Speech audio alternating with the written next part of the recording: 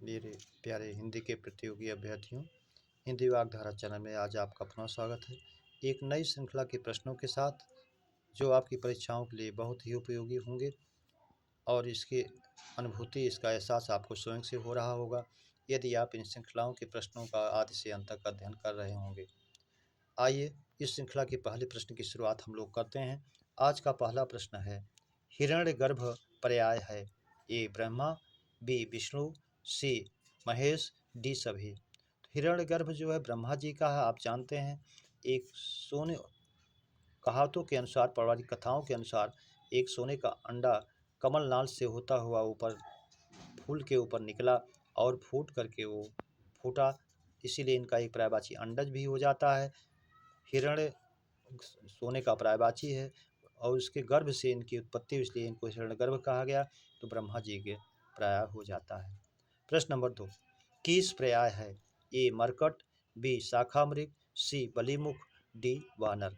तो कीस जो है बंदर का पर्यायवाची है और बंदर का ही मरकट भी होता है, शाखामृग भी है, बलिमुख भी है, डी भी है। इसलिए अगला एक विकल्प होना चाहिए था ई सभी, तब ये सभी में जाता। विकल्प ई हमारा सही हो जाएगा, ई।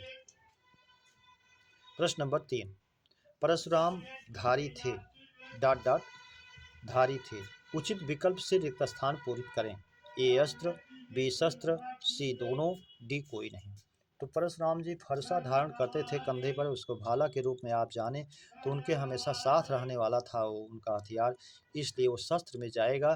तो विकल्प 20 भरा जाएगा उसमें कि परशुराम शस्त्रधारी थे। अगला प्रश्न, प्रश्न नंबर 4, मानसिक पीड़ा की संज्ञा है? ए आधि, बी व्याधि, सी अवसाद, डी क्लेश। तो मानसिक पीड़ा को की संज्ञा आधि है, इसलिए विकल्प ए हमारा सही हो जाएगा, आधि। प्रश्न नंबर 5, ईश्वर में विश्वास रखने वाला वाक्यांश का एक शब्द है? आस्तिक, बी नास्तिक, सी स्वास्तिक स्वस्तिक, डी आस्तिक।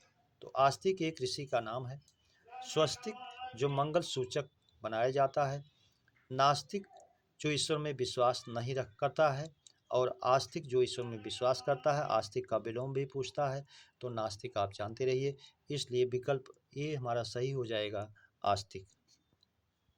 प्रश्न नंबर 6, लोगों से भरा हुआ वाक्यांश का एक शब्द है? ए जनशून्य, बी जनाकीर्ण, सी सम्मर्द, डी संकुल। तो लोगों से भरा हुआ जनाकीर्ण होता है, इसलिए विकल्प भी हमारा सही हो जाएगा, जनाकीर्ण। प्रश्न नंबर 7, शुद्ध वर्तनी वाला शब्द है? ए निरोग, नीरस, निर्जन, दुशील। तो दुशील नहीं है, दुशील होता है, अगर होता तो सही होता। नीरस नहीं, अगर नीरस होता तो शुद्ध होता। निरोग नहीं, ये अगर निरोग नहीं निरोग होता तो ये शुद्ध होता, क्योंकि विसर्ग संधि के अनुसार निह प्लस रोग, फिर उस विसर्ग का रा होता है, रा जो हल चिन्ह युक्त होता है, यानी स्वरविहीन होता है। नियम के अनुसार यदि रा पूर्व में और पर में आए तो उसके पूर्व के ह्रस्व चिन्ह का ह्रस्व का दीर्घ हो जाता है, तो निरोग हो जाता है, नीरस हो जाता है।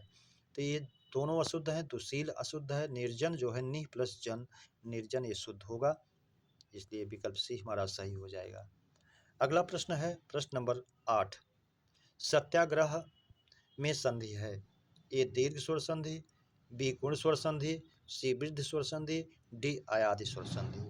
सत्याग्रह सत्य प्लस आग्रह, सत्याग्रह आ के ह्रस्व आ के बाद दीर्घ आ रहा है, तो दोनों मिलके दीर्घ आ हो गए, दीर्घ स्वर संधि हो गई, विकल्प ए हमारा सही हो जाएगा। प्रश्न नंबर 9, प्राची का विलोम है? ए प्रतीचि, बी उदीची, सी अवाची, डी कोई नहीं। तो प्राची का विलोम प्रतीचि होता है। प्राची माने पूरब, प्रतीचि माने पश्चिम, उदीची माने उत्तर, अवाची माने दक्षिण। अगली बार आपसे उदीची का पूछे तो आप अवाची लिखें, उत्तर का दक्षिण दिशाओं को आप जानते रहें, ये भी आपसे पूछता है, इसलिए इसका सही हो जाएगा प्राची का विलोम प्रतीचि, पूरब का पश्चिम। अगला प्रश्न है हमारा 10, मुहावरे के अंत में प्रायः आता है? ए या, बी आ, सी ना, डी वा। तो मुहावरे के अंत में प्रायः ना आता है, इसलिए विकल्प सी हमारा सही हो जाएगा। ये आपकी एक पहचान है, जैसे अंधों में काना राजा होना, 9 2 11 होना, अंत में ना आएगा। और लोकोक्तियाँ या कहावतें जो होती हैं वो वाक्यांश या वाक्य के रूप में होती हैं, स्वतंत्र प्रयोग होती हैं, लेकिन मुहावरा जो है वाक्य के बीच में आता है। प्रश्न नंबर 11, वरद बरद समश्रुत भिन्नार्थक शब्द का अर्थ है। वरद वर देने वाला, बरद माने बैल होता है, तो वर देने वाला बैल, पहला ही विकल्प हमारा सही हो जाएगा। बरेंड बर दोनों कोई नहीं से कोई मतलब नहीं। प्रश्न नंबर 12, मनुष्य मन कामदेव दूत मन से उत्पन्न किसका अनेकार्थी है। ए मुद्रा, बी मूल, सी मानस, डी मधु। तो मधु तो नहीं है, जिसका पर्यायवाची आप जानते हैं शहद होता है, शराब होती है, एक राक्षस का नाम है। चैत्र मास है, बसंत ऋतु है, ऐसा नहीं है, इसलिए नहीं है। मानस, मनुष्य मन कामदेव दूत मन से उत्पन्न, ये सब मानस का होता है, इसलिए विकल्प सी ही सही हो जाएगा। मूल कंद जड़ पूंजी होता है, मुख्य एक नक्षत्र भी होता है, ये भी नहीं है। मुद्रा सोना, मुद्रा जो है सिक्का, मोहर, अंगूठी, छापा, चिन्ह, आकृति आदि आदि होते हैं, इसलिए ये भी नहीं है। प्रश्न नंबर 13, उत्पत्ति के आधार पर शब्द भेद हैं। 3 4 5 2। तो उत्पत्ति के आधार पर या स्रोत के आधार पर, इतिहास के आधार पर कुछ भी कहे तो आपको 4 मानना चाहिए। तद्भव, तत्सम, देशज, विदेशज। शंकर को हम काउंट नहीं करते हैं, क्योंकि वह तो स्वतंत्र रूप से ना होकर दो भाषाओं का मेल होता है, इसलिए विकल्प भी सही हो जाएगा हमारा 4, तद्भव, तत्सम, देशज, विदेशज। अगला प्रश्न है हमारा प्रश्न नंबर 14, रचना या बनावट के आधार पर शब्द भेद हैं। ए 2, बी 3, सी 4, डी 5। तो रचना या बनावट के आधार पर शब्द भेद हमारे 3 हैं, रूढ़, यौगिक और रूढ़, जिनको आप जानते हैं। जिन शब्दों को तोड़ा नहीं जा सकता वे रूढ़ होते हैं, जो दो स्वतंत्र शब्दों के मेल होते हैं, जिनका निर्माण उपसर्ग प्रत्यय संधि समास से होता है, वो जो है यौगिक होते हैं। और योगरूढ़ जो होते हैं प्रायः बहुब्री समास के शब्द होते हैं, जैसे पंकज है, बीड़ा पाड़ी है आदि। प्रश्न नंबर 15, अर्थ इसलिए ये सही हो जाएगा, रचना या बनावट के आधार पर हमारे जो है 3 होंगे, रूढ़, यौगिक और योगरूढ़, विकल्प भी सही हो जाएगा। अगला प्रश्न है हमारा 15, अर्थ के आधार पर शब्द भेद हैं। एकार्थी, अनेकार्थी, समानार्थी, विपरीतार्थी। तो अर्थ के आधार पर चारों हैं, इसलिए एक विकल्प और होना चाहिए था, सभी। तो हमारे सभी हो जाएंगे, छूट गया है विकल्प ए। आपसे पूछता है संख्या देकर के, तब भी आप 4 जानिए, 1 2 3 4 5 कहे तो 4 करें, 4 को आप जानते रहिए।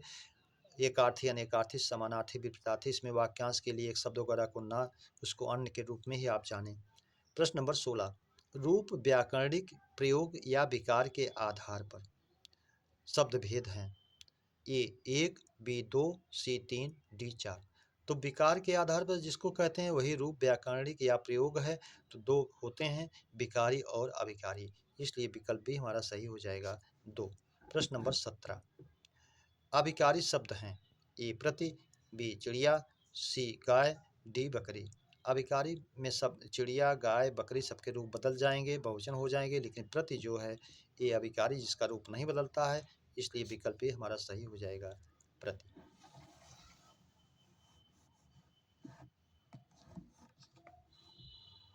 प्रश्न नंबर हमारा अगला 17, मीठ बोला में समास है। ए तत्पुरुष, बी कर्मधारय, सी बहुरी, डी अव्ययी भाव। तो मीठ बोला वह मीठा बोलने वाला व्यक्ति है जो, अर्थात बहुरी में जाएगा, और बहुरी में भी समधिकरण बहुरी में जाएगा, जो इसका विभेद है, इसलिए विकल्प सी हमारा सही हो जाएगा, बहुरी। प्रश्न नंबर 18, छोड़िप पर्याय है। ए भूप का, बी महीप का, सी धरेश का, डी सभी का। तो छोड़िप पर्याय जो है वो राजा का है, और छोड़ माने होता है पृथ्वी, पा माने पालन करने वाला।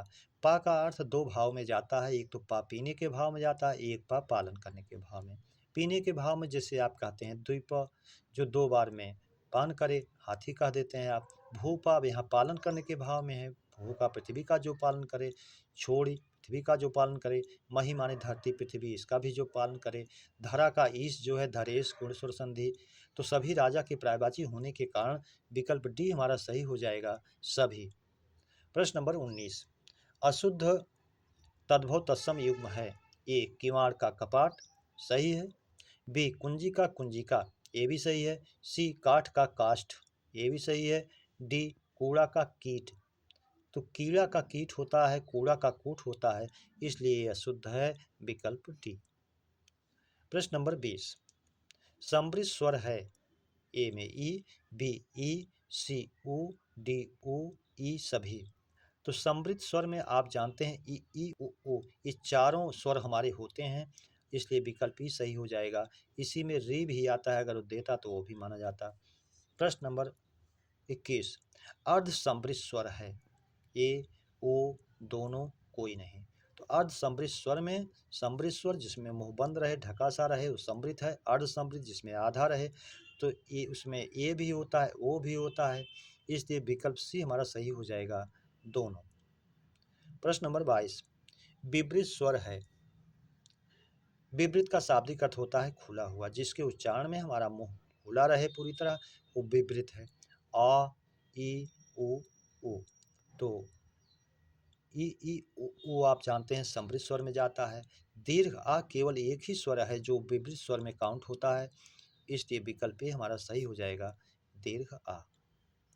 प्रश्न नंबर 23, अर्ध विवृत स्वर है। ए आ, बी आई, सी औ, डी सभी। तो अर्ध विवृत जिसके उच्चारण में मुंह आधा खुला रहे, तो अर्ध विवृत में हमारा होता है ह्रस्व आ भी होता है, आई भी होता है, औ भी होता है, ये तीनों हैं, इसलिए विकल्प डी हमारा सही हो जाएगा, सभी। प्रश्न नंबर 24, निम्न में अघोष व्यंजन है। ए द, बी ध, सी मा, डी छ। तो अघोष व्यंजन को आप जानते हैं किसी भी वर्ग का पहला और दूसरा। ये तीसरा है, ये चौथा है, ये पांचवा है, इसलिए नहीं है। छ जो है चवर्ग का दूसरा है, इसलिए विकल्प डी हमारा सही हो जाएगा, छ। प्रश्न नंबर 25, सघोष व्यंजन है। ता, विकल्प ए था, सी छ, डी ना। तो घोष या सघोष तीसरा, चौथा और पांचवा होता है, सारे स्वर होते हैं। ता पहला है, इसलिए नहीं है, अघोष है। था दूसरा है, इसलिए अघोष है। छ दूसरा है, इसलिए अघोष है। ड पांचवा है, पहला, तीसरा और पांचवा, इसलिए जो है ये है सघोष है या घोष है। प्रश्न नंबर 26, द्विगुण ताड़न जात नवीन विकसित ध्वनि है। ध्वनियाँ हैं, दो वर्ण है इसलिए बहुवचन होना चाहिए, ध्वनियाँ। रा ढ़ा, या वा रा ला। तो ला पार्श्विक व्यंजन है। रा प्रकंपित लुंठित कंपनजात वर्ण है, इसलिए नहीं है। या वा अर्धस्वर है, इसलिए नहीं है। तो द्विगुण ताड़न जात नवीन विकसित। तो द्विगुण दो भाषाओं का गुण है, हिंदी और अरबी फारसी का, नुक्ता लगा हुआ है, इसलिए ड़ा और ढ़ा ये दोनों हैं, विकल्प ए हमारा सही हो जाएगा।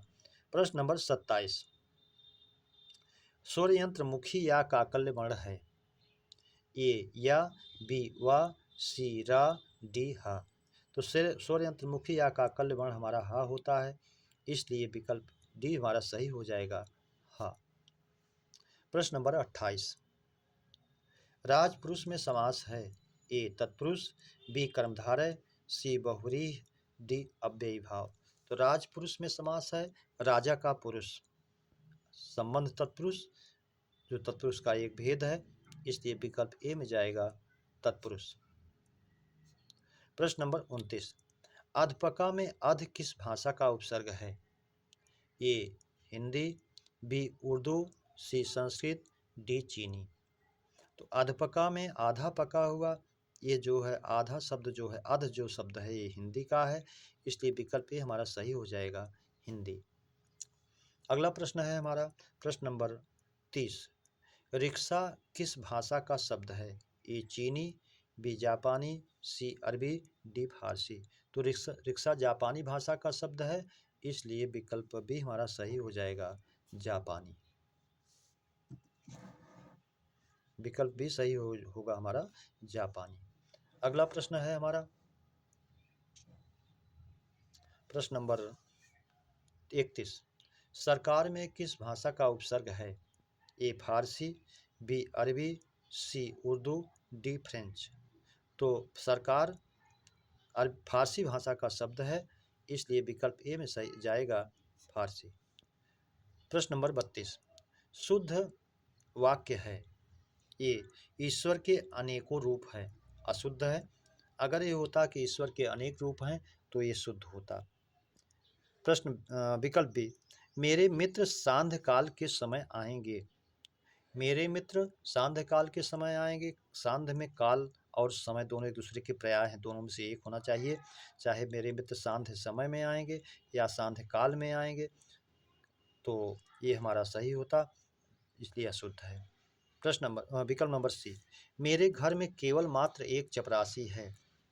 अब यहाँ घर में केवल भी आया है, मात्र भी आया है, और जबकि दोनों एक दूसरे के पर्याय हैं, एक ही आना चाहिए। चाहे मेरे घर में केवल एक चपरासी है और चाहे मेरे घर में मात्र एक चपरासी है, तब तो शुद्ध होता। विकल्प डी, इसलिए अशुद्ध था वो। विकल्प डी, उनकी शंका का समाधान तुम ही कर सकते हो। ये वाक्य पूरी तरह से शुद्ध है, इसलिए विकल्प डी हमारा सही हो जाएगा, शुद्ध। मेरे प्यारे बच्चों, इस श्रृंखला के प्रश्नों पर चर्चा हम लोगों ने किया। उम्मीद करता हूँ श्रृंखला के प्रश्न आपके लिए बेहतर लगे हों, तो अपने मित्रों में सब्सक्राइब, लाइक और शेयर जरूर करें। इसी उम्मीद और अपेक्षा के साथ आप सभी को हृदय से धन्यवाद। अगली श्रृंखला के मिलने तक, जय हिंद।